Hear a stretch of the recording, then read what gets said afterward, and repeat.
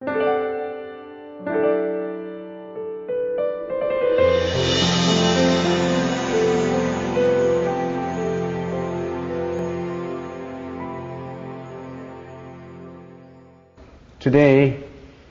I would like to talk about the 4 arousings of mindfulness. The 4 arousings of mindfulness, and in the Chinese language, it is called 思念处，或者是思念住，或者是思念处观。The 4 arousings of mindfulness. This is a very important concept of meditation. All those who practice meditation should know it. These 4 arousings are called arousings because if you do not know your own mind and its discursive nature, you won't know it until you start to be aware of them. So you have to arouse your awareness. What are these 4 arousings of mindfulness? Mindfulness of the body, mindfulness of perception, or mindfulness of feeling. Some people call it mindfulness of feelings. Mindfulness of consciousness, and mindfulness of mental objects. So these are the 4 mindfulnesses. In the Chinese languages, they are called Guan Shen, Guan Shou, Guan Xin, Guan Fa. The 4 Shen, Shou, Xin, Fa. So the 4 mindfulnesses. These are very important. If you come across a meditator, if you ask the question, do you know anything about the 4 arousings of mindfulness? If they don't know about it, it's not right, because meditators should know about it. Not just meditators. All those who want to study their own mind should know about this mindfulness. So, in meditation, you really have to know what your mind is all about. Body and mind. What are you made up of? What is an identity, your individual identity made up of? Body and mind. Your body and mind must be in harmony, first of all. Now, how do we study the mind? How can you study the mind without knowing your body? So here comes the first mindfulness. Mindfulness of the body. The 4 arousings of mindfulness. The first one is mindfulness of the body, mindfulness of perception, mindfulness of the mind itself, and mindfulness of mental objects. The first is mindfulness of the body, relates to the body. The second, third, and the 4th relates to what? The mind. So we study the body first. So, mindfulness of the body, there's an expression. It's almost get to be a cliche expression. But not quite, because you really have to know it. This is a common expression of the meditators. Mindfulness of the body is to know the impurities of the body. Mindfulness of perception is to know the suffering arising from perception. And mindfulness of the mind is to understand the impermanent nature of life experiences. And mindfulness of mental objects is to abandon the attachment of the ego. We got egos. We live in the ego prison, you know that. So this expression is, we've got to know the impurities of the body by being mindful of the body first. Of course, I will go to details of which of the 4 mindfulness, but I'm just giving you some introduction. You got to know the impurities of the bodies. You got to know sufferings arising from your own perception. And you got to know, you got to understand the impermanent nature of life experiences. And you got to know that you really have to deal with your own ego. Ego. So, impurities, sufferings, impermanence, and ego. Are these not the things that get us into trouble? Then why do I have to study the impurities? Now, first of all, in in the Chinese language, this expression is something like this: 观身不净，观受是苦，观心无常，观法无我. For those who understand Chinese, you know what I'm talking about. These four mindfulness are an integral part of the meditation. They pertain to both samatha and vipassana. Remember in the last session, we talked about samatha and vipassana. Samatha 止, vipassana 观. Samatha is concentration and bare attention, we know that. Vipassana is clear awareness. They are like the wings of a bird. You can't fly without just one wing, with just one wing. And samatha requires vipassana. The former is the latter is the former. They're all in one. There's no discrimination as to which one comes first. So if samatha comes first, samatha has to combine with vipassana. There's no such thing as which comes first. Usually you develop from concentration, from bare attention to insight. But sometimes it works just together. So they belong to the same family. Let's go through the first arousing, the mindfulness of the body. This mindfulness concerns the physical body. What about the body? We are made up of combination of body and mind. So studying the body first seems to be the most down to earth and the most appropriate approach. According to the Buddhist teaching written in the Anapanasati Sutra and the Satipatthana Sutra, an effective method of meditation is to start with your own breath. That's why, what are we doing in here? What is the most important, the most vital process of your body metabolism? What is the most important? You breathe. If you don't breathe, you're dead. So breathing is the most important. So we start with the breath. We concentrate on the breath. So how do we concentrate on the breath? We sit down, we bend. Of course, we have to go through the three A's of meditation that Lee talked about this morning: adjustment to posture, to breath, and to mind. And summarize this way: we sit down, we bend our legs crosswise on our lap, keeps the body erect and arouse mindfulness. Mindful when we breathe in and mindful when we breathe out. So we're just sitting in there, and actually it's not just concentration on your nose tip. It's being mindful of your breathing in and mindful of your breathing out. So, but for some people it's easier if you concentrate on an object. So you create an object in you. You create an object in the nose tip that you are actually a molecule, gets stuck inside the nose tip, and you're sitting in there, not in here. You're sitting right inside the nose. You're a minute little molecule inside there, and you're feeling your air in and out, in and out. Now that's an object. But sometimes you can follow it. The approach of creating an object, it's an easier approach for beginner, especially for students who start with meditation. If you have an approach like an object, then it's easy. Oh, I'm sitting in there. I'm sitting right in there, and I'm feeling the air in and out, in and out. But sometimes you can follow it. I breathe in and I breathe out. I breathe in, and the breath is long. I breathe in a long breath.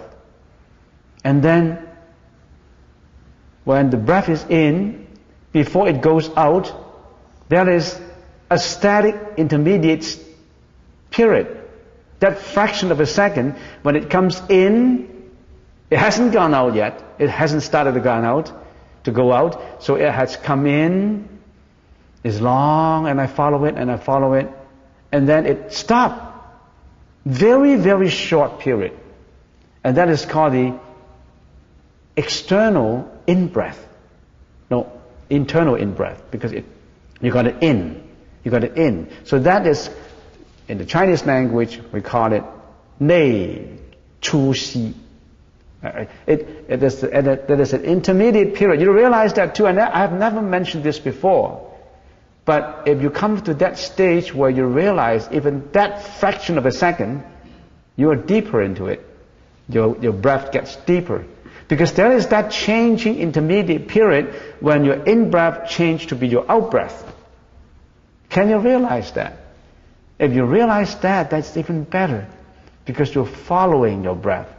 Now if you follow your breath gets longer and longer and longer. If your breath gets longer and longer, you're on the right track. If your breath gets shorter and shorter, you're not on the right track. People who live longer and people are have better peace of mind if they have longer breath. Dogs have short breath. Very short breath. Horses have very short breath. All animals that have short breath, they don't live long. Turtles have long breath. So if your breath is very long, almost unnoticed, your breath is, you breathe in and your breath is very, very long, and you realize it changes to the external breath, that long breath, that intermediate period that you realize it changes to go out, and it gets very long and unnoticed, no obstruction. If your breath has obstruction to it, you either have a flu or something is wrong with your nasal passage. So you got to know something about it. So even that breath, you don't underestimate that approach. Nobody asks questions about the length of the breath, the external in-breath, the internal out-breath. All those, nobody asks any questions, because if I don't tell you, you don't even realize it. Do you know that there's an intermediate fraction of a second period of time where your in-breath changes to your out-breath? You realize that too. Now if you realize all this, long breath, external in-breath, internal out-breath, that means you're deeper and deeper into the meditation. You're getting to the inner part of it. So you got to realize that too. As you are being mindful of your breath, you think to yourself, or you whisper yourself, or you think in this way: I'm experiencing the whole in-breath. It is long. It is now at the changing point. It starts to go out now. It is going out. It is now at the changing point before I shall experience another in-breath. You repetitiously watch your breath like that. You pay attention to it. This is the mindfulness of the in and out breath. If you practice at home, you can even practice at home. Why do I have to practice it? If you practice that in and out breath, if you can concentrate, you attain that tranquility of mind. You're in better, if I can use that word, control. Maybe you can say control. You're in better control of yourself. You don't get mad as easily. You don't get yell at people. You don't get jealous so easily. You become more intelligent. If all students know how to meditate, they will become more and more intelligent. Why? Because they build up their patience. They build up their patience in studying and reading, in concentration, in listening to the teacher's lectures, in pay attention to answering examination papers. They are A students. All students who practice meditation, sooner or later, they become A students because they can concentrate. What's the magic in studying? Tell the high school students, the magic in being A students is concentration. If you can concentrate, you do it. As a matter of fact, the magic of success is in concentration. That's what the positive thinkers think. Andrew Carnegie. You know Andrew Carnegie? Positive thinkers. Thomas Edison. There's a few Carnegie in the early 1950s. Carnegie of General Motors. Is it General Motors? There's another Carnegie, and he believed in positive thinking. Whenever the mind can think, the mind can do. But the danger is, if you don't set your mind on the right track, you determine your mind on the wrong track, you'll be successful in doing the wrong thing. So in Buddhism, there's 3 pillars of Buddhism: morality, wisdom, and meditation. So you make sure that you have morality to support your meditation. Meditation without morality is a diverted meditation, which gets you into trouble. So, this is mindfulness on the in and out breath.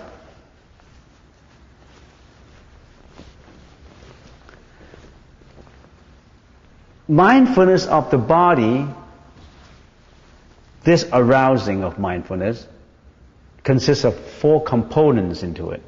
What I'm talking about this morning, about the 4 mindfulnesses, I summarize it from 2 books, Anapanasati Sutra and Satipatthana Sutra. These 2 books are that thick. So you can get it this morning. Pay attention. Everything is summarized here for you. The 4 arousings of mindfulness, the first one, I can't cover all today. I can only cover the first one, mindfulness of the body. And the first component of that mindfulness is mindfulness of your in and out breath. Your breath relates to the body. Your breath, that's the most important. Work it out. Start with your breath.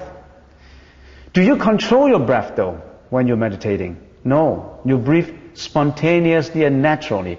Do not control your breath. Do not try to make your breath longer or shorter. Just breathe naturally. If you start to make your breath unnatural, you don't do it spontaneously, you get into trouble.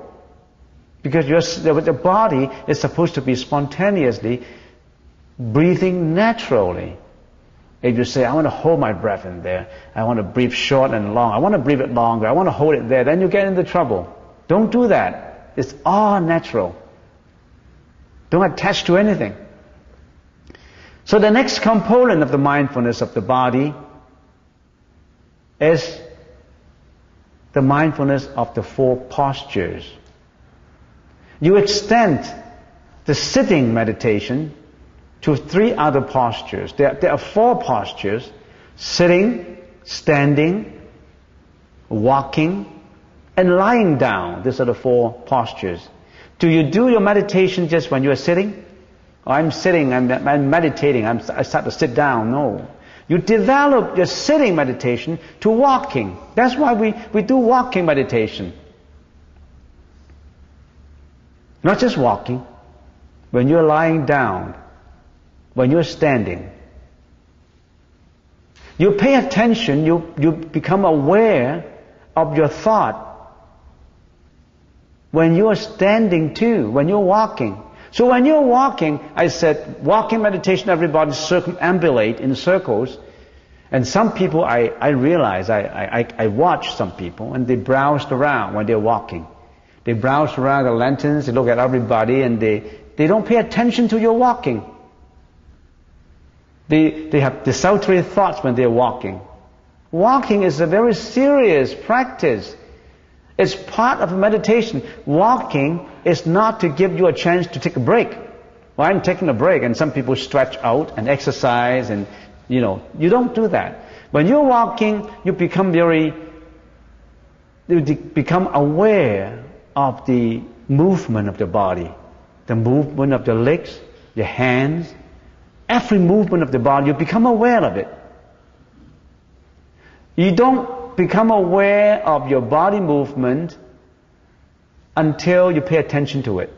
When you walk, naturally, when you do walking, when you walk out, when you walk, you just don't pay attention to your walking. As we always say, you don't treasure walking unless you lose your limbs. You don't have your legs anymore. I remember there's an Indian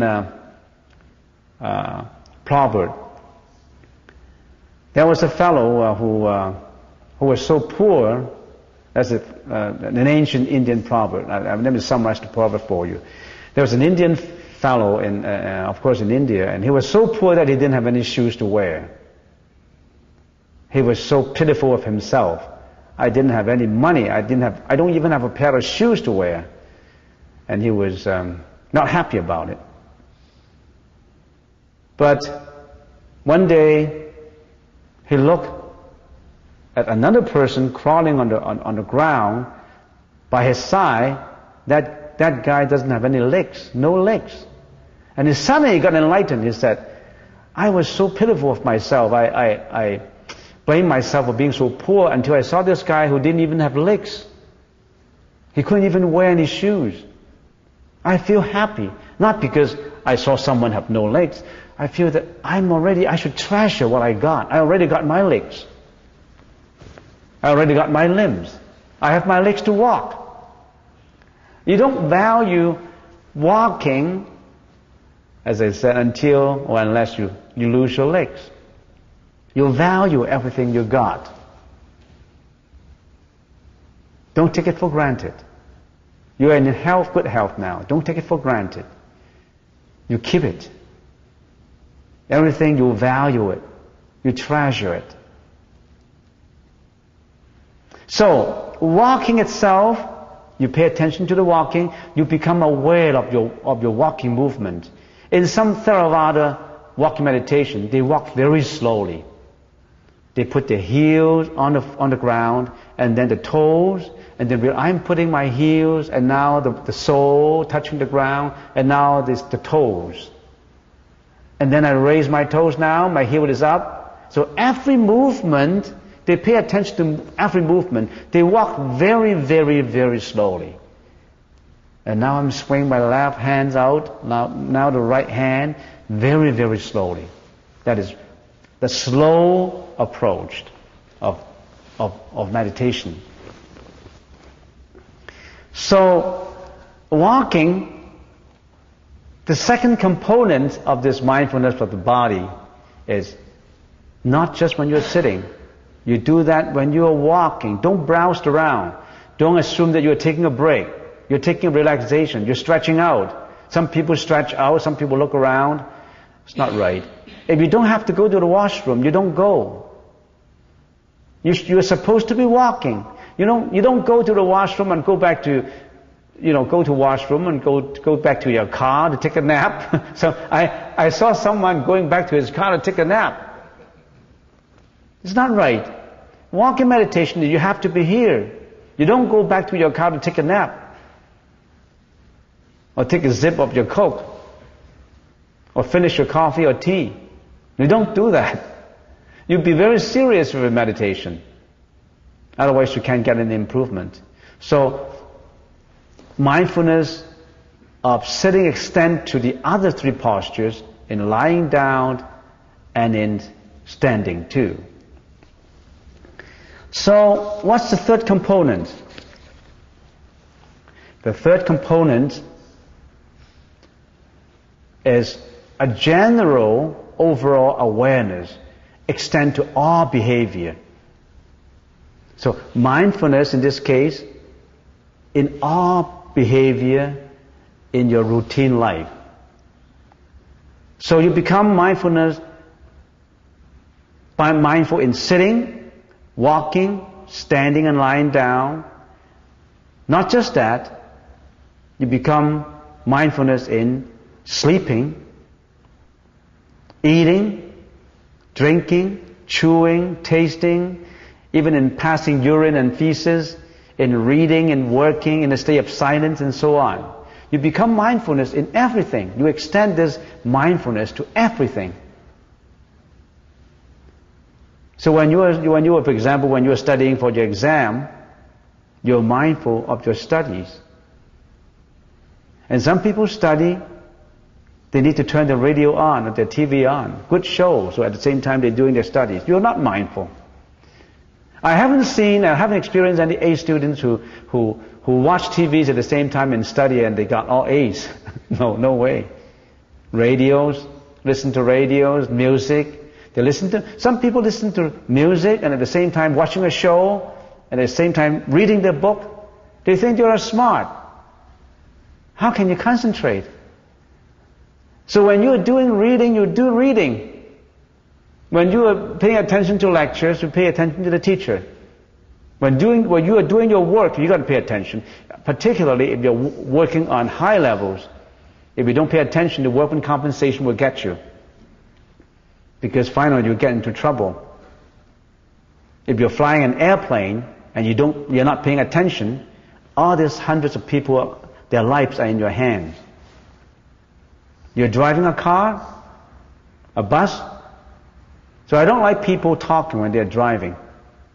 Because particularly backseat drivers,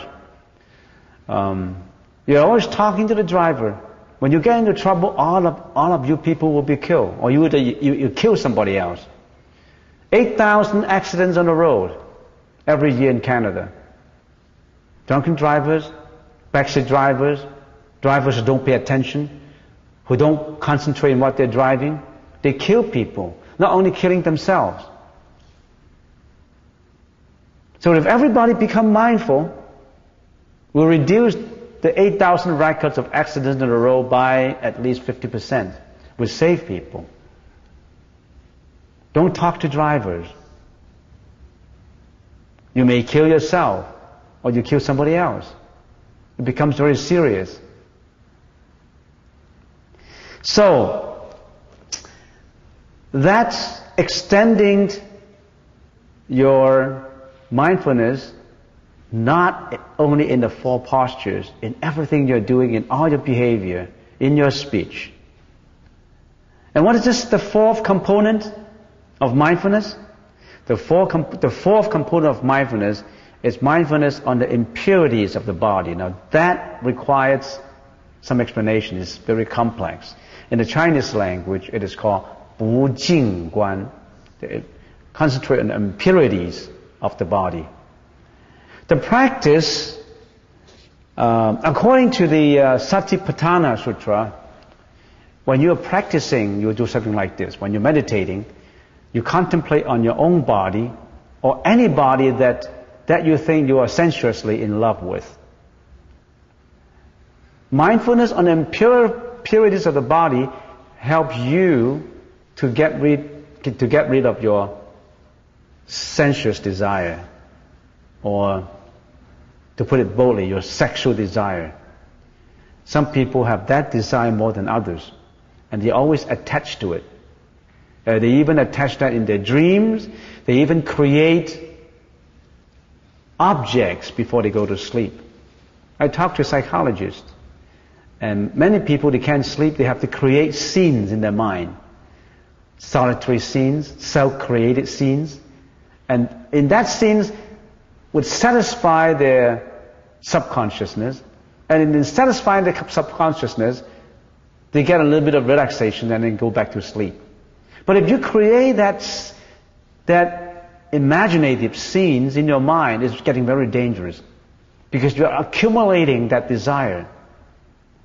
If that desire is accumulated, it's getting very dangerous. So when you go to sleep, actually the best is to think about something that is pure. Not thinking about something that satisfies your sensuous desires. Watch your mind. That's the word. Watch your mind. You can nurture your mind to do something good. You can cultivate your mind to do something bad. Depends on you. You are your own creator. Thomas Edison, one of the most successful inventors and scientists of our civilization, he's always involved in his mind, his inventions. He's so absorbed in his mind about his inventions. Nothing else. That's why he becomes successful. If you always involve your mind with bad deeds, you get into trouble. That's a criminal mind. If your mind is so desultory that you have no concentration, that belongs to the mind of a person who would never be successful in whatever he's doing. You want to be successful in what you're doing? Control yourself. know yourself, understand yourself. You be your own master. You don't be the slave of your own mind. So, getting back to this, mindfulness on the impurities of your body. You think when you're meditating, particularly to those people who always are overwhelmed by very strong desire, sensuous desire, on your opposite sex. Some people are like that. They can't live without it. If you want to eliminate that, and some people say, let me clarify something, some people say this, that's natural, we all like it, it's good. That's responsible for your reincarnation. We're in a lower species. I explained that before in the Heart Sutra. A lower species of the living beings involved with the sexual behavior. For the higher species, that desire becomes less and less and less. Your intelligence has a direct correlation with that kind of desire. This is found out not just by sutras, but many philosophers and many very famous philosophers and scientists. For example, Walter Russell, one of the geniuses in the 1930s, in his book, I forgot his book, Your Bright Light, that book, Walter Russell. You can always check that in the library. Walter Russell, R-U-S-S-E-L-L, and he designed the New York skyscrapers in the 1910, 1920. He was the architect for it, but he didn't go to school for architecture. He was born with that natural genius, talent. He was also the national figure skating Olympic champion. He was also a writer, he was also a philosopher. He only got up to grade 9. He only finished his grade 9 education. But he was a national championship, a champion of the figure skating. He was an architecture, he was a scientist, he was a writer. Check him out in your internet. That's what he found. Your intelligence is directly correlated to your desire. The less desire you have, the more intelligence that you become. So when you're meditating and you have strong desires, greediness desires or desire relating to that, no good for you. I'm a monk, I know that from sutras. When you're meditating, you want to get rid of that, you think it this way. There are in my body hair of the head, hair of the body, nails, I got nails, my body got nails, teeth, skin, flesh, fibrous thread, tendons, bones, marrow, kidneys, heart. Inside of me there's liver, pura, spleen, lungs, contents of the stomach, intestines, mesentery, feces, bile, phlegm. I'm reading out from the sutra. I can't remember that all.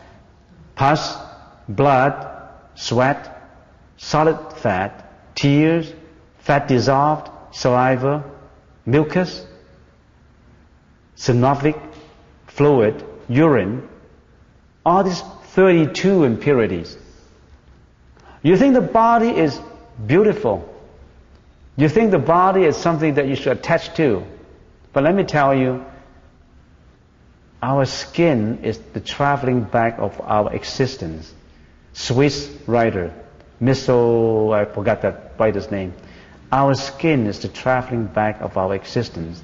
Our body is impure. You attach to it. It contains 32 impurities. What's the attachment about? There's some people kill for it though. Some people rape because of it. Some people kill people because of it. Some people commit crime because of it. You attach to this desire. And this desire is created out of imagination. It's so impure. So this is mindfulness on the impurities of the body, on the 32 impurities. And then of course there are the 4 elements that make up the 4 basic elements, the basic molecules, the elements that make up the body, the mode of solidity, the hardness of it, solid, what it is, nails, anything that is solid in your body, the elements of solidity in your body, your nails, your bones, the solid, the mode of cohesion, which is water, so your body is made up of solid and water, the mode of caloricity, calories, your heat, the body is made up of this heat, and the mode of oscillation, the movement, the air. So you're actually, all the elements, the basic elements of the body is nothing but water, heat, air, and hardness, matter. So your body is made up of all these 4 basic elements. We adhere to it so much. We value it so much. The Buddha was able to know this body is going to go. This body is temporary. We always draw the analogy. This body is a lease apartment. The lease is going to expire when you die. No renewal option. You got to leave this body. Death is for sure. This is only a temporary location that you're residing in. You're a transient passenger on a bus. You got to get off. Does not matter where you are. You got to get off that bus. That bus is only temporary for you. Some people do a good job in that bus. Some people do a bad job in that bus, in that train. It depends on you. So, the impurities of the body, time is almost up, and this is some part of it. To beginners, I don't know, because I never practiced meditation. But to people who practice, they know. They got to remember all the components of it. Mindfulness of the body contains 4 components. In and out breath extends to the 4 postures, not just sitting, but standing, lying, walking. Extend to every behavior. And now, that's not enough. You're aware of all these, but you still have that sensual, sexual desire or greediness in you that you have to eliminate. What kind of approach you used to eliminate that? Impurities of the body. That's the approach. And in the Chinese language, we call it 不净观, the impurities of the body. And for beginners, you probably think that is nuts, because everybody sings like that, and why do I have exception? To put it boldly, people think that, look at all these movies. They think sex is good, There's a continuation of the human species. But the byproduct from attachment to it, it's terrible. Family problems come out of the attachment to that kind of thing. A lot of byproducts coming out from it. If you are pure, that's even better. It's just a husband and wife relationship. But more than that, there is bigamy. There's many, many relationships other than husband and wife. Many, many problems come out from it. Problems that linger on, not just to the 2 parties, to the younger generations. Disease, social problems. Gets the policeman very busy. You are the policeman, you should know about that, right? How much of it is involved in that part in your job? 100%, you see.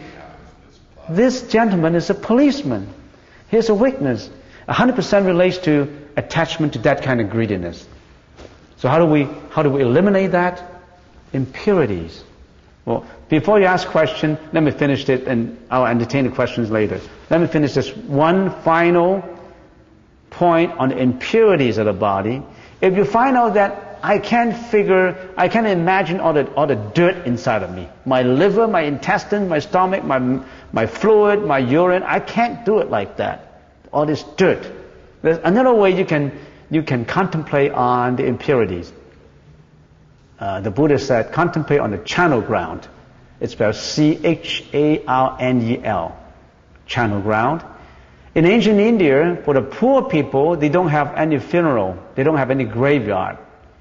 And the poor, when they die, this is also out of compassion to animals. They leave the dead bodies in the wild so that all wild animals can eat them, serving the animals as food. We call it charnel ground. So the Buddha said when you're meditating to contemplate the impurities, you can contemplate on the charnel ground. Now, how do you do this? You imagine, you visualize, I see a dead body. After 1, 2, or 3 days, it becomes swollen, blue and festering, being thrown into the charnel ground. So that body is being thrown in there, nobody noticed it, and after a few days become blue and swollen. That's for a fact. And even this body of mine in the future, when it is dead, is buried in the same thing. If you're dead and if you're in that situation, if you get thrown, your dead body get thrown into the charnel ground, after 1 or 2, 3 days, your body becomes blue and swollen and festering. It's the same. No exception. The dead body is now being eaten up by the crows or by hawks or by vultures or dogs now, or by different worms. Oh, it's terrible. The dead body is being eaten up by worms. Now, even this body of mine is the same thing when it is dead. Now, after a while, the dead body would be a skeleton, together with some flesh and blood, and held in by the tendons. Become a skeleton, but you still have flesh and blood, held in by the tendons. But then it would be a skeleton later, without flesh, be smeared with blood. No more blood, no more flesh. And then a skeleton without flesh and blood. All the bones scattered in all directions. And this body, which you value, which you treasure, is the same thing. After a while, it's got rotten, it turns into dust. You're impermanent. You're not permanent. Death is there. Well, with that, some people say that if you're always thinking of death, you become very negative. You become very pessimistic. No. Because we think of death, because we think of impermanence, we become more positive. Why? The Buddha was contemplating death and he said to himself, how can I go beyond death? How do I find a way where I get enlightenment? I don't have to reincarnate in the ocean of life and death. How can I go beyond death? How can I find out more about life? Because knowing death and knowing impermanence, he explored into the spirituality of life. He get the method to get out of death. Without knowing death, how can you get out of death? It's just like, I don't want to know that I'm sick. Knowing that I'm sick, I become very negative. I become very pessimistic. I become downcast. I don't want to know about sickness. But you got that sickness. You got to know it. You got to diagnose it. You got to get a medicine to cure it. You can't just be a fool and I forget about it. I'm like an ostrich, burying my head into the sand. I don't see people who catch me, who kill me. I just bury my head into the sand. If I don't see them, they don't see me. You can't be like that. You are sick. You understand your sickness. You diagnose your sickness. You get your medicine. You understand death is coming. You know about death. Why were I born in the first place? Where would I go when I died? How I answer all these questions? Because knowing death, understanding death, I become more positive. I go beyond it. I don't have to be controlled by it. And Buddha found a way to get out of death. You still have to dine out this body though. In other words, you still have to get out from this apartment that you lease, this body apartment. Why are you get involved in this body apartment in the first place? Why do you lease this body apartment to live in? That's your own karma. You sign your own lease, man. Nobody forced you to sign it. You sign your own lease. Why do you sign it? You get involved with your own karma. You come back. You reincarnate. You sign it yourself. You can't get rid of it. And the Buddha said, don't sign another one. Don't sign it. Don't sign the lease for this apartment. Don't come back to the suffering. Don't come back to life and death. All these sufferings that you have, disappointment, fear, anxiety, depression, sickness, old age, death, sorrow, suffering arising from departure of beloved ones. You have beloved ones and they died. You are so grief-stricken. You suffered. You have job frustrations. You suffered. Your marriage is on the rock. Not martini on the rock. Your marriage is broken. Why do you have to suffer? Why do you go through all these sufferings? Find out. Find out the sickness. The Buddha point out to you the sickness and let you find out. So, time is up. What do we get from here? Today we cover mindfulness, the 4 arousings of mindfulness. Let's recapitulate what I talked about. The 4 arousing of mindfulness.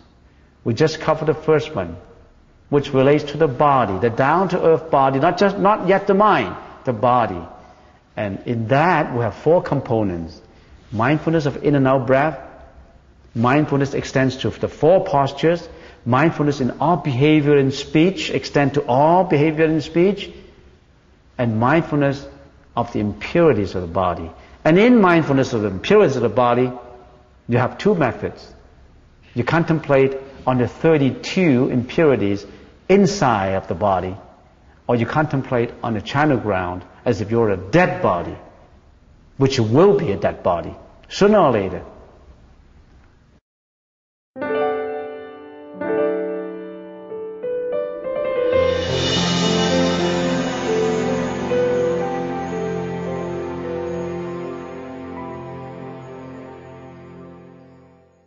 Guan 不净，观受是苦，观心无常，观法无我。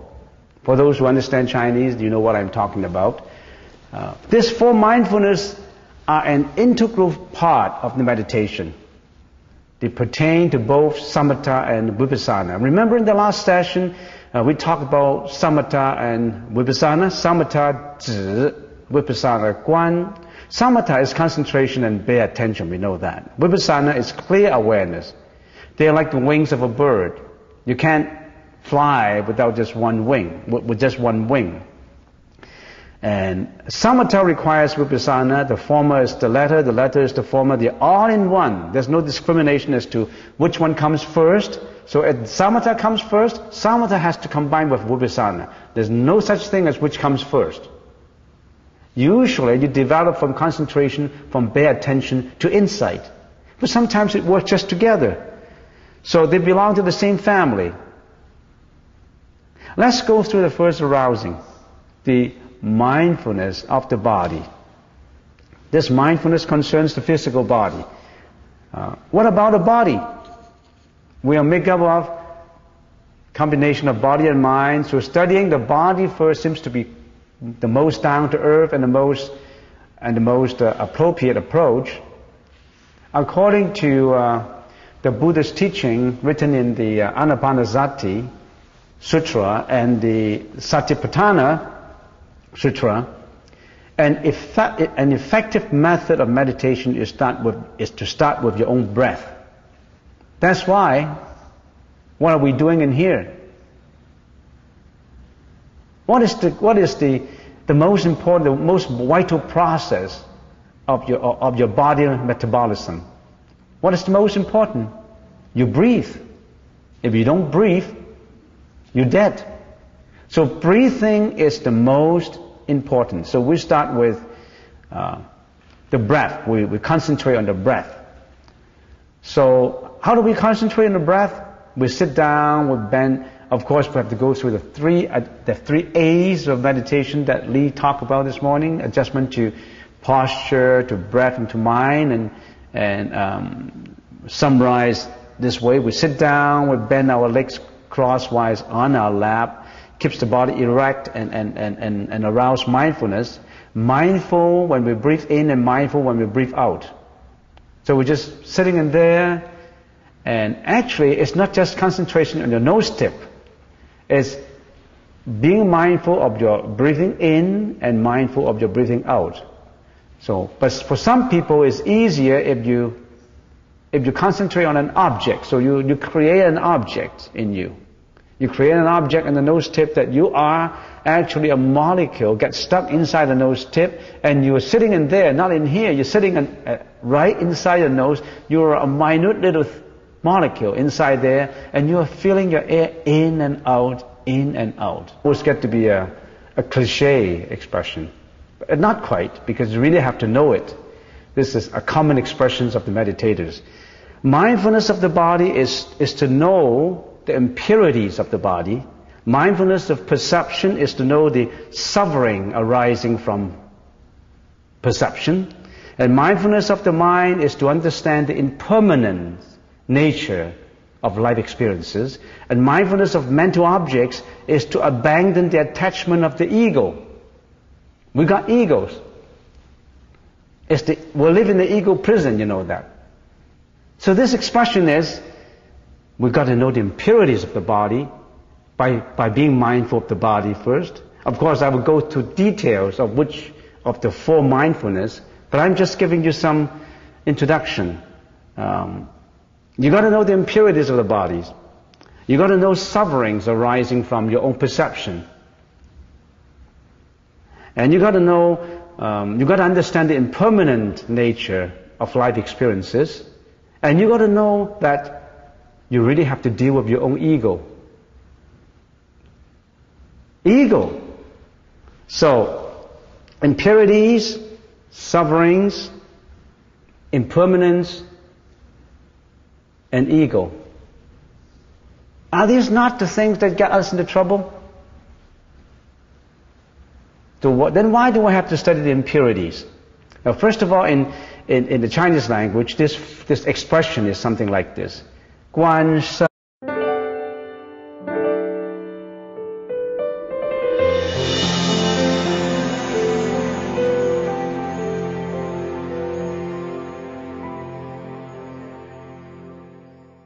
Today, I would like to talk about the four arousings of mindfulness. The four arousings of mindfulness. And in the Chinese language, it is called 思念处，或者是思念住，或者是思念处观。The four arousings of mindfulness. This is a very important concept of meditation. All those who practice meditation should know it. These four arousings are called arousings because if you do not know your own mind and its discursive nature, you won't know it until you start to be aware of them. So you have to arouse your awareness. What are these four arousings of mindfulness? Mindfulness of the body, mindfulness of perception, or mindfulness of feeling. Some people call it mindfulness of feelings. Mindfulness of consciousness, and mindfulness of mental objects. So these are the four mindfulnesses. In the Chinese languages, they are called Guan Shen, Guan Shou, Guan Xin, Guan Fa. The four Shen, Shou, Xin, Fa. So the four mindfulnesses. These are very important. If you come across a meditator, if you ask the question, do you know anything about the four arousings of mindfulness? If they don't know about it, it's not right, because meditators should know about it. Not just meditators. All those who want to study their own mind should know about this mindfulness. So, in meditation, you really have to know what your mind is all about. Body and mind. What are you made up of? What is an identity, your individual identity made up of? Body and mind. Your body and mind must be in harmony, first of all. Now, how do we study the mind? How can you study the mind without knowing your body? So here comes the first mindfulness. Mindfulness of the body.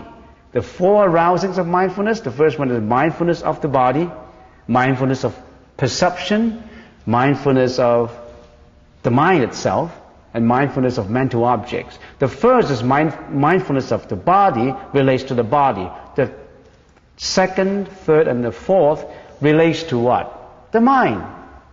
So we study the body first. So, mindfulness of the body, there's an expression, it's